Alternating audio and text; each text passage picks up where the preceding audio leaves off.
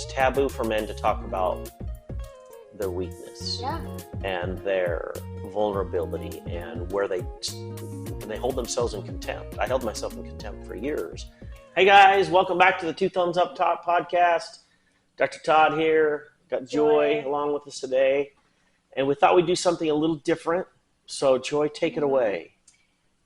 June is Men's Mental Health Awareness Month.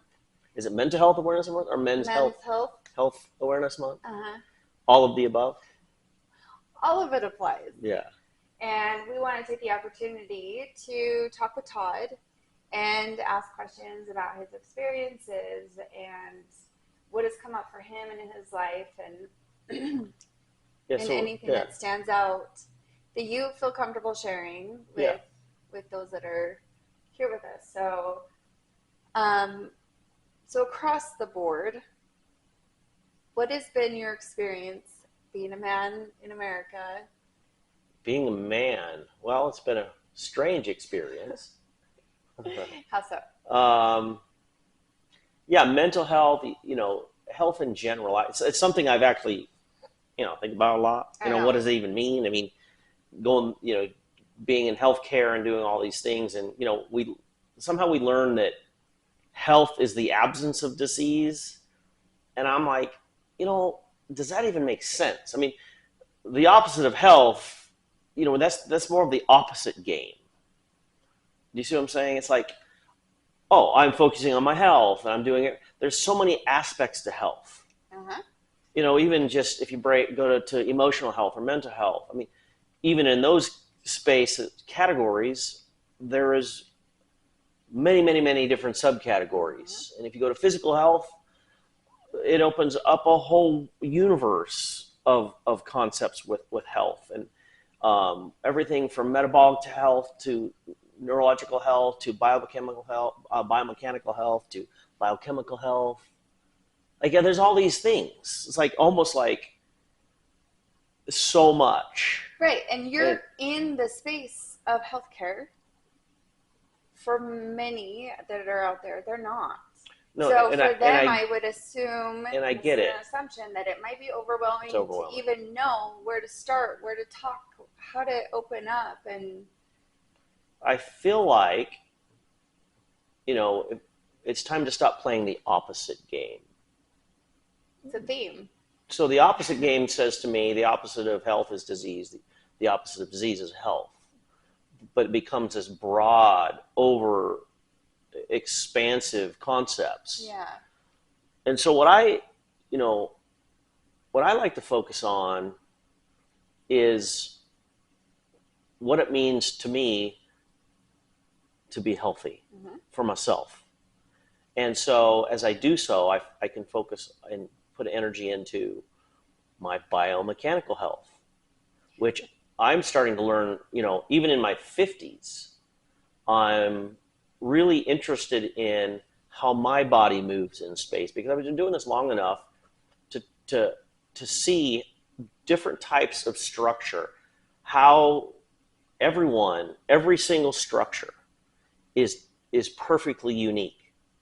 And because it's unique, how does that body move in space against gravity, against old injury, how biomechanics have changed because of someone's injury, or their genetics, or how gravitationally they hold themselves in space. And so that's what's super interesting to me, is like, how do I hold myself in space?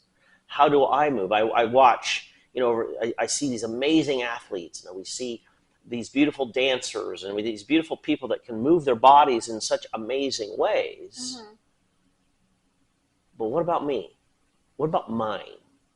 And so that's something I really have really enjoyed taking a look at, even in my 50s, is with yoga and different things. How do I move? And then literally step out of judgment about how I move. Because there's times when I see myself move, or that's why there's mirror work and different things we do, where I get a judgment about how I move. Just like I used to get in judgment about how my body looked. I went through, and this is why I love health, is because there's so many facets I look back at my whole experience and how, I went through a long, long period of time of self body dislike. So men go through that too. Yes. And it was, there's a whole history with that when I was a little dude. And I could, should I share a little Yeah. bit of If that? you're open Yeah, to I'm all sharing. wide open. But I don't want to bore anyone either. However, I remember as a little guy, I was a little chubby. I was a little chubby guy. I was cute. I was little. And when I was little, I remember, and I'll share this story. I thought I was awesome, though. I used to write on my school You were papers. awesome. I used to sign the top of my school papers in kindergarten and first grade, second grade. I'd sign them Todd the Great. And I've told you this. I'd sign them Todd the Great. But there was a time where I started having more body awareness, and I used to get kind of made fun of. Is Like, that what started the self awareness of it? Is other people I sharing? think so. I remember, yeah, that's what it was. Like, oh, maybe I'm a little chubbier. Hmm. Maybe and so I literally started disliking my body. I mean, there was a time between my fifth grade and my sixth grade year in school. And there's other things going on, all kinds of things, from family. Everyone's got a story, and everyone's has had a childhood, and I know my parents loved me, and everything was great, but there was some turmoil. There's some things that came up, and we had, I worked through all that. But between my fifth grade and my sixth grade year, I went from 100 pounds to 75 pounds. I just stopped eating. Whoa. I mean, I literally stopped eating because I was made fun of. This whole new thing about bullying, it's been around since the dawn of time. So it's not a new thing, folks. Yeah. It's not a new thing. It's like, well, I was made fun of. But I don't think it's very common or often that I hear stories of men feeling that way or boys feeling that way. And why do you suppose that is? I feel like it's just a taboo. Like the society has created it to be taboo for men to talk about it, Yes. boys to talk about It's it. taboo Because I went through stuff. it's taboo for men to talk about their weakness Yeah. and their vulnerability, Mm-hmm. and where they hold themselves in contempt. I held myself in contempt for years, and there's a lot of pieces to all of this, but there was suicidal ideation, and it grew from this thing, and it was this way for 30 years or more. Wow. And so and then even when I started even getting into practice and into healthcare and doing these things, I still felt that way about myself somewhat. I mean, I was very obsessive compulsive as a child. I had to keep everything in order. I mean, it was, and I still see myself doing that from time to time. It's still, that pattern is still in me, but it was to the point when I was little where it was like I had this thought process that if I didn't do everything perfectly and organized exterior of me perfectly, something bad was going to happen to my family. And this is my brain processing this world of comings and goings and things happening and parents getting divorced and feeling inadequate and feeling like I wasn't the best athlete and feeling like all these things Tiny little seeds were planted that I of was belief of something you took externally and you put it inside of you, and you're like, if I'm not perfect, I'm not worthy of love, or if I don't look a certain way, I'm not worthy of love. And so I played this game of obsessive compulsive disorder where externally everything was in order. I mean, there was things that I would do with counting, and there was things I would do with how many steps I took, and there was things I did with, and I know it was significant. It's hard because that's so heavy to carry. Yeah, I remember, and it all correlates to this life experience and how I saw myself, and it broadens it, and because of that belief system I had about myself, I went through a process of searching, of looking outside of myself for the answers. And I did the same thing in higher education and in school, and learned all these beautiful things about physiology and biomechanics and biology, and but that's all information that's outside of me. And then, to make a long story short, in my late 30s, I'd finally had enough, and I was on the way out. I was going to choose out, and I had this some friends who invited me to. I went to some trainings and different things, and there was a gentleman there that held me accountable. What does that mean? Meaning, he started asking me questions that only you can answer. That I only had the answers for, because I created the story. And from that point, in lots and lots of other experiences, I started asking myself questions because I only have the answers about my body, about how I saw myself, about my profession, about how I interacted with people, how I actually began to see myself, how I hold myself in space. And then I had to choose, do I love how I hold myself in space, or am I going to still despise how I hold myself in space? And what I mean by space is mentally, physically, emotionally, spiritually, sexually, in all ways. And I chose to love myself in all spaces. And from that space and that way of being, the universe has opened up to all these infinite possibilities because I love myself. And to hold myself in my history and to do all those things. And because I love myself, the physicalness of me, I love that. I love learning about my physicalness, what my body does, and how my heart beats, and how my respirations happen, and how my eyesight works, and how all these beautiful things that I would say are part of health. And it's been this beautiful metamorphosis over the last 10 or 12, 15 years where I see myself differently. And then I always ask myself the question, well, how do physical laws, physics and chemistry and all these things we learn about, how do they apply inside of me? And what does that look like? And what does that feel like? And what can I learn from that? It's like,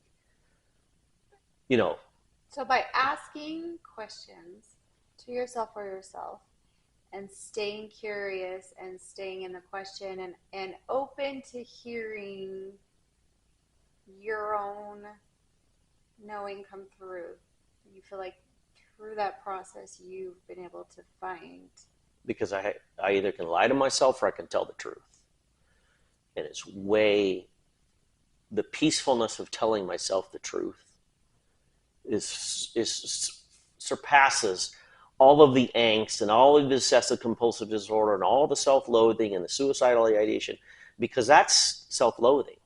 But self-loving, that's expansive. Regardless of what it looked like. Like you were learning to love yourself regardless of what somebody's idea of who you should be looks like. Yeah.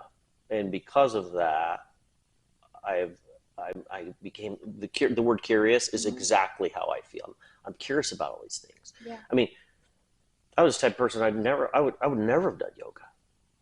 And I bring up yoga because it was so fearful for me to go do. Like, wait, what? They're like, touch your toes. You're like, can't. And then I've learned so much from that about my biomechanics and how I move and how I breathe and how I see and how I hear. And it's been this beautiful experience. It's like I look at this. I love the theory of relativity, meaning E equals mc squared. Energy equals mass times constant squared, and the constant is the speed of light, right? It's the speed of light. So how does that apply to me personally? Because we get real brainiac about it. Those are just physical laws. Well, could those physical laws, since since we're having this physical, spiritual experience, how do those physical laws potentially, possibly impact spiritual, emotional laws? So it's like if I am, if E is actually, instead of energy, E is emotion equals mass times constant squared. Now, heavier mass times the speed of light slows things down. But what if I reduce my mass? Yeah, physical mass, yes, but how about my emotional mass? How does that affect my biochemistry? Which is what I think a lot of people have a hard time talking about.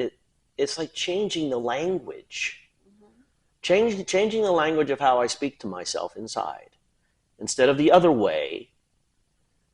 And the other thing I actually have learned to do that really works for me is take all that language and the way I used to see myself, and I've moved it over here on my right side. So I took it out of me and put it right here, the history outside of me. So it's still there as this beautiful reminder. And then I fill that space with kind words to myself. It's the language I speak to myself. You can put it on the right side of you. Mm-hmm. Because I can see it. And that's your masculine side. Mm-hmm. But are you saying that's your maybe ego masculine, or? I don't, I just have taken the energy of my history, the way I used to see myself, and it naturally feels like it goes right here. Mm-hmm. I mean, some people may want to rest it on their knee, but for whatever, the feeling, it gets to go right here, so I can always see it. Mm-hmm. And sometimes it wants to creep here, but as I fill myself with curiosity and gratitude and love for myself, in my relationships with myself and others, the people in my life, and I speak that language, this just becomes a beautiful reminder. And so by moving that heavy mass of I am not enough, I am broken, how could someone love me? Why wasn't I a good enough boy? Right? Whatever those things are. Mm-hmm. And I've moved those outside of me, that perfectionism, that obsessive compulsive disorder, all of that, and moved it here and filled the void with self-love. It's been this, and changed the mass, because all of those things that are over here were heavy for me. They were a large mass. I mean, even the measurement of disdain or self-loathing is heavier. The energy of love and compassion and kindness, even the difference in the biochemical response. It's like that. It's the classic sympathetic fight or flight overload, constant, and then the parasympathetic relax, be, breathe, trust, see, know, feel, love. Those are light energies. It actually changes the biochemical response, the physiological response, the digestive response, what I see, what I feel, what I know. And it changed that mass to a lighter mass. So then what happens to the constant squared, which is the speed of light? Well, is it possible then that as I reduce my mass, emotionally, energetically, now E equals energy equals mass times constant squared, but what if E equaled emotion? E was emotion. I reduce my mass with love and kindness. What happens to the speed of light? I am light. And so to me, and that, all you physics guys out there are going to say, well, that may not be how that works. But it doesn't matter to me. It doesn't matter to me. The principle I get, because it works for me. How is it showing up in your life and in your relationship? It's everything. Yeah. It changes the energy of everything. Yeah. There's no more wanting or needing. It's simply choosing. Yeah. Which feels which is a light energy. Yeah.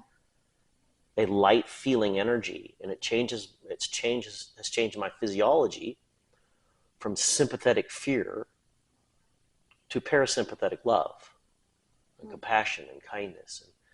And, it's been a process. obviously, but I love it. And I love the years that I spent obsessing and compulsing, because it drove me to a point where either I'm in or I'm out. And I wanted to live. Mm-hmm. I just didn't know how to live. Mm-hmm. And as I chose back in, with the assistance of many beautiful people, it brought my curiosity to a point of back to what I love, biomechanics. What is health? Well, that's an expansive question. And the simplicity of it to me, what is health? That question. Health to me is a state of being. It's like that beautiful, the creative essence line in the middle of the yin and the yang, right? Mm-hmm. That, the wu-wei, the not will, or the effortless action, right? The wu-wei. I love to consider, okay, what's my dance of the wu-wei? The not will. And you're talking about the symbol. I'm talking about the yin and yang symbol. Yes. And there's a beautiful line in the middle that's often ignored. Mm-hmm. But that's the essence of it. That's where those two polarities come together, where there's communication, there's unification, there's oneness, there's dynamic love between two particles. That's where they come together. That's the synapse. It's like two beautiful axons. The synapse in the middle. An action potential has to build for them to communicate. And then the information is transferred across that synapse. Well, that yin and yang symbol to me is like a synapse. And as I live my life in that it's fun to go on oftentimes a little bit salty, but don't stay there. It's really fun to go really sweet, but don't stay there, because both of those are sellouts. Mm-hmm. Go into the sellout part. I would love to hear what that means. If I'm too salty, what does that do to the relationships I have with myself and others? It drives a wedge. Mm-hmm. It separates us. I'm super salty. Yeah. But if I'm so sweet and I'm a pushover and I don't know my voice and I'm a doormat, but I'm so sweet, that's a form of ego too. Mm-hmm. That's a sellout. Yeah. Both are sellouts. Well, then I asked myself the question, well, where am I one? Well, I am one at the creative essence line. Both in salty and sweet. But the balance. Balance. Right? Yeah, so it's this,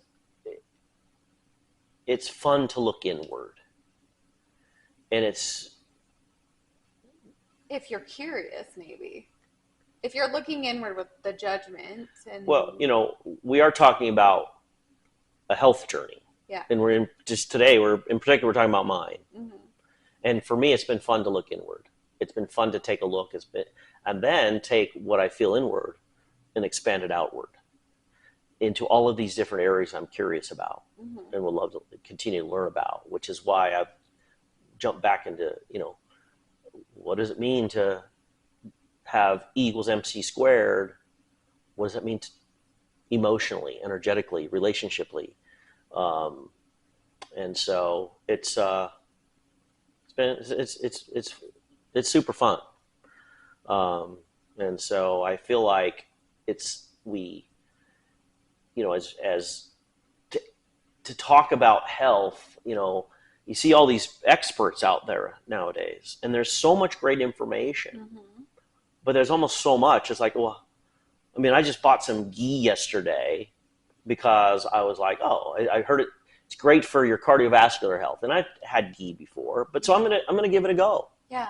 I'm gonna see what it does for myself, and hopefully it won't give me a stomach ache. But it's this curiousness of it all, mm-hmm. and life has become a lot more fun.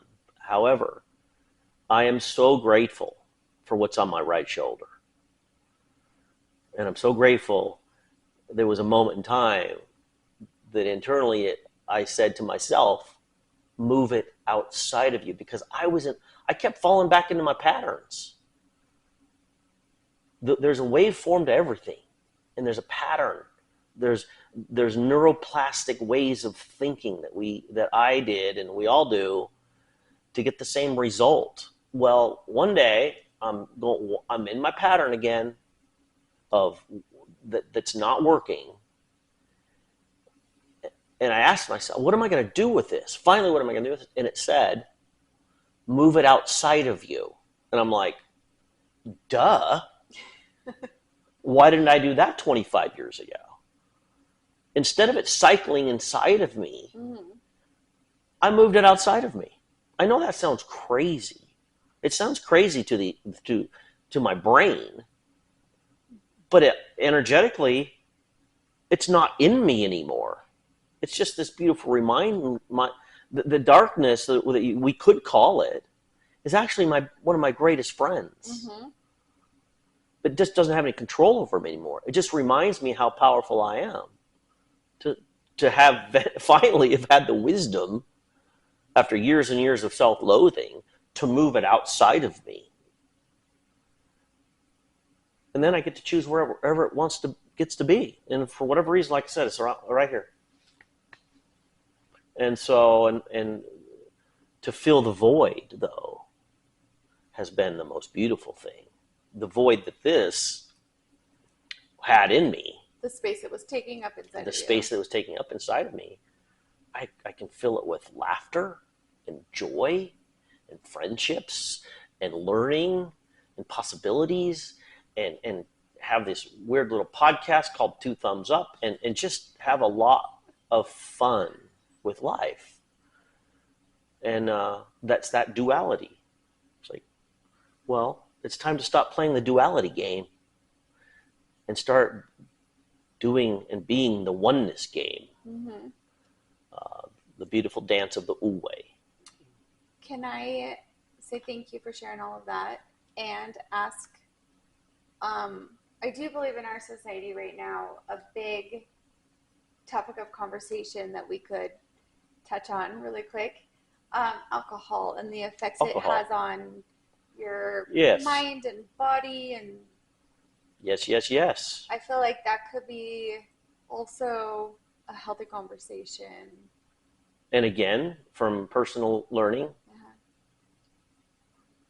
we can get all into the physiological aspects of alcohol. It is a massive neurotoxin.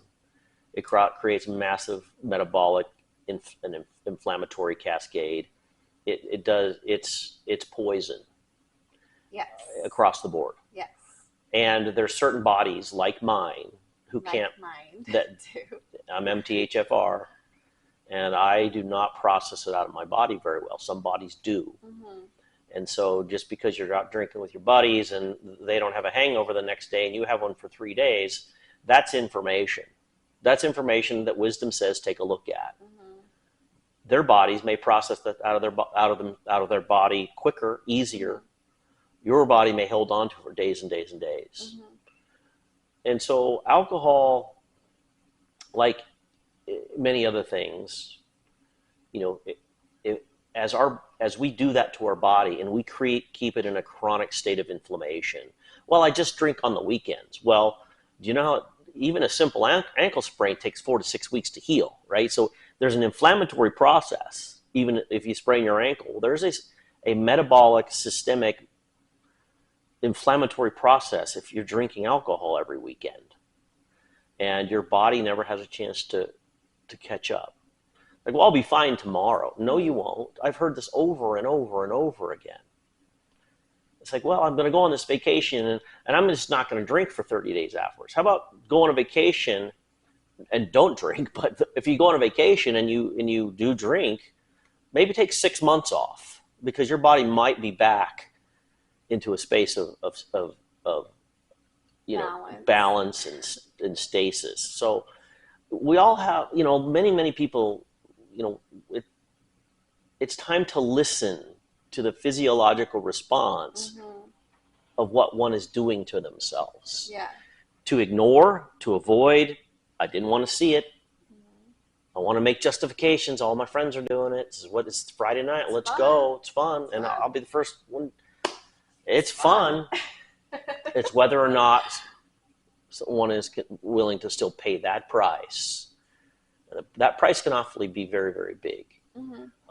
And so alcohol is an interesting one because it's in our culture.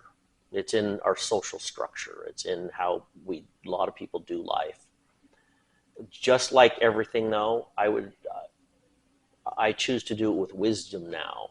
And I say now because there's been times, accountably, where I didn't do it with wisdom, and I paid the price. And I'm unwilling to pay that price anymore. Doesn't mean I don't love a cold draft at times, Right. but I will have one sometimes.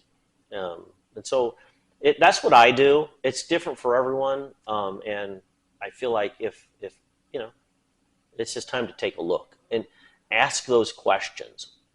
What do I feel like afterwards? Is this what, am I still willing to pay this price? What am I ignoring? What am I not seeing? What am I justifying? And I would ask myself those questions. And I still do about lots of different things. Yeah.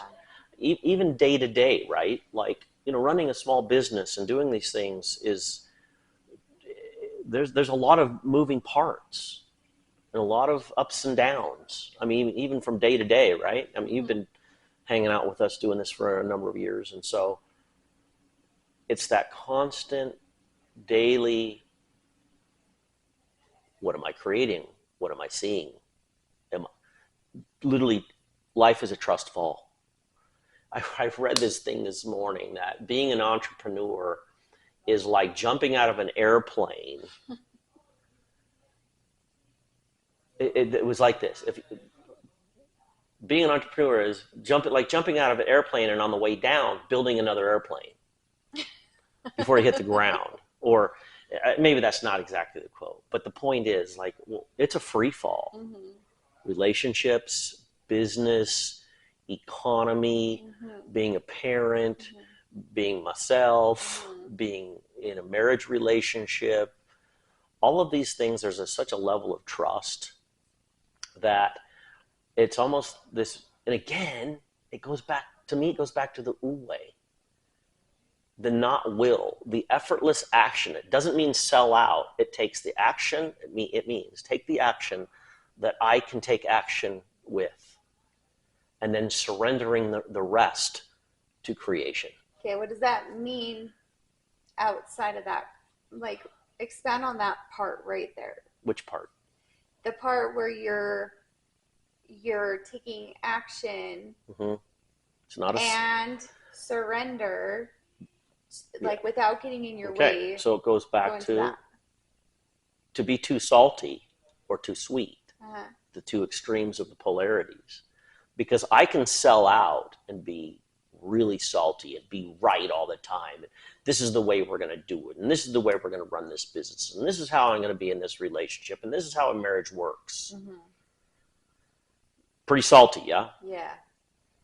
Or I can be so sweet. It's like, oh, you know what? I'm just going to let the universe handle this business. And I'm going to sit here and just watch what happens. And, whatever. Hey, that's pretty sweet. That's a sellout. Or same thing applies in a marriage. Whatever you want to do, it's all you're the man and you're in charge. Horseshit, right? Yes. Too sweet. Yes. But there's something else. It's the middle space. And so to come to the middle space and to not sell out to the extremes, be accountable. So the not will, the 不会, I not will, meaning effortless action. I will take action with every piece of it, openly, accountably, honestly, and let all the other pieces that are outside of my ability to take action upon, I surrender them to the possibilities. Right. So it doesn't have to look exactly a certain way.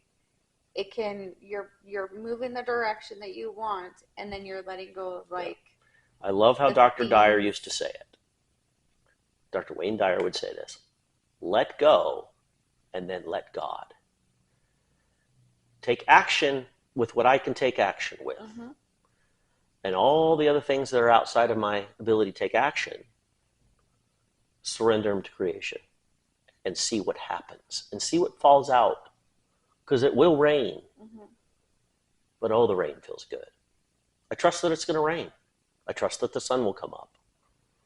I'm not making the sun come. It's like this beautiful process of my heartbeat. There's this mechanism, this neurological mechanism inside of us called the autonomic nervous system. I actually relate the autonomic nervous system to unconditional love. Because regardless of me thinking about it, my heart beats.